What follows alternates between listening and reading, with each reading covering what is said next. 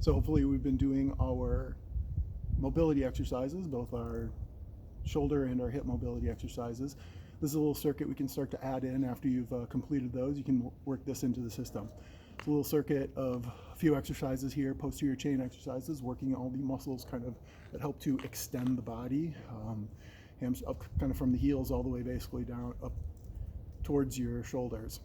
And these are the muscles that we're not working in quite as much when we're swimming. We're trying to offset those muscle imbalances with this program and take advantage of this time off to kind of fix some of those musculoskeletal imbalances that happen.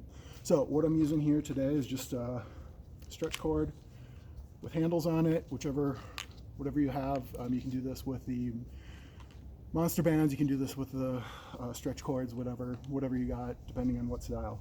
This is a door anchor I have for my TRX. You don't need this. You can hook it to a fence, to a doorknob, to a support beam, maybe in the basement or something. You can hook it to the rafters, whatever works for you. Or you could probably even rig something like this up. Be careful with that. Make sure it works, I guess.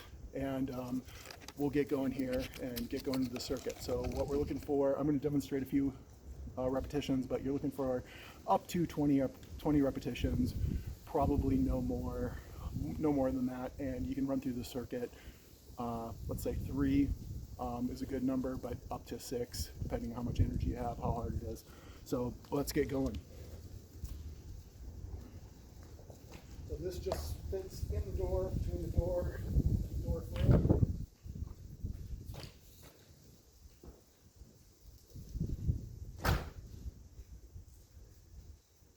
Now, normally you would I'd be pulling into the door frame.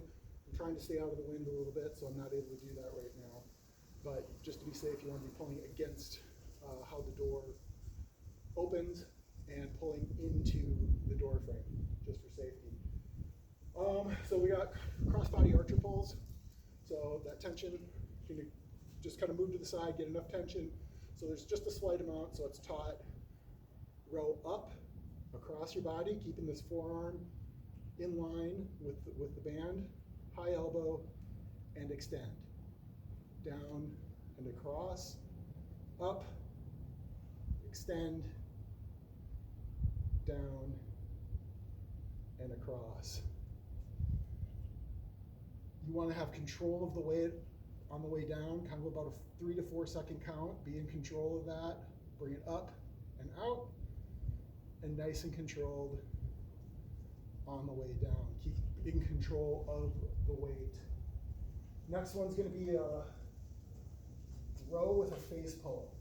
So what we're doing here, we're going to go through kind of just a standard row, bringing out kind of a high row up to your shoulders, and from here, externally rotate.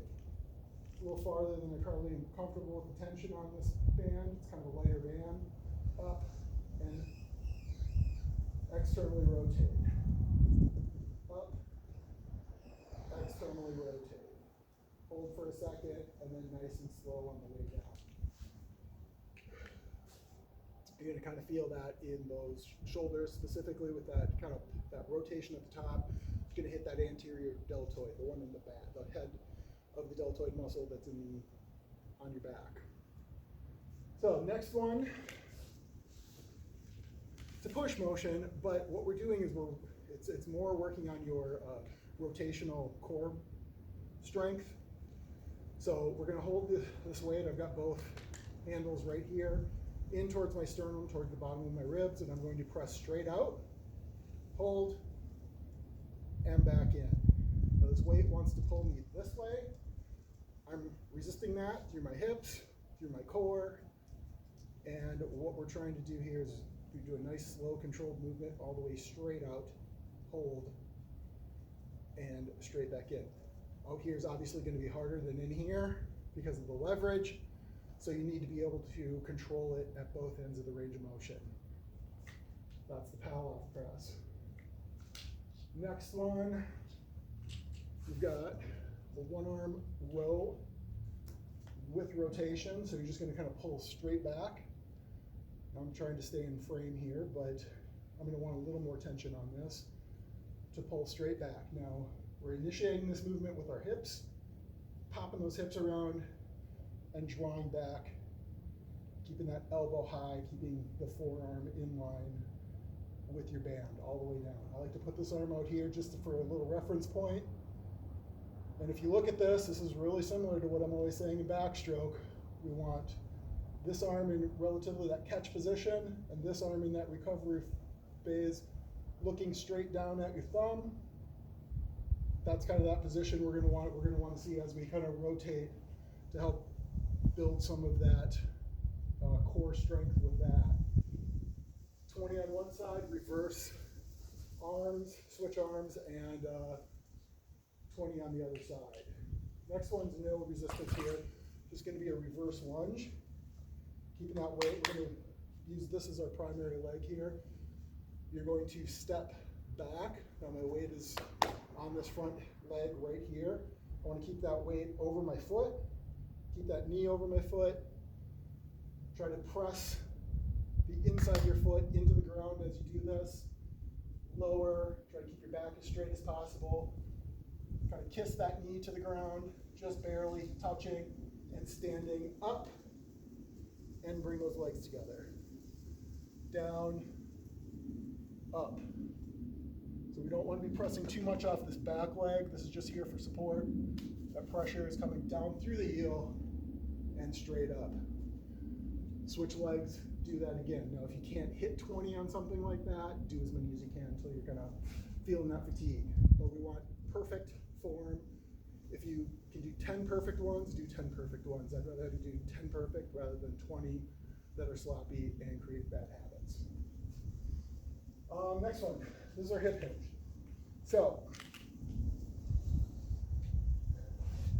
we're going to take both handles, straddle this. Now what we're looking for here is that hip hinge. We're bending at the waist. It's not a squat, it's not this. We want to drive those hips back, kind of push your butt backwards, and that weight is going to pull my hands through that motion. I want to straight back, feel maybe a pull on your hamstrings, and with those hamstrings and glutes, we're going to drive our hips forward and pull that weight straight forward. Down, pop, down, pop, control it on the way down. Anchor those feet into the ground. Again, press so those feet are in full contact with the ground the whole way through. No rocking on the outsides of the feet. And press, boom. Down and up. And that's going to be basically it. You can go through that, like I said, up to 6 times. Go through it. And again, I can't emphasize enough, if you can only do a lower number, if you can't hit 20, I'd rather have you do 6 great ones than 20 sloppy ones. You're going to get more out of it by doing that, and you can gradually build that number up as you get a little bit stronger. So I'm going to post the workout down in the description, and then you can take a look at it. Let me know if you have any questions, and we'll talk to you later.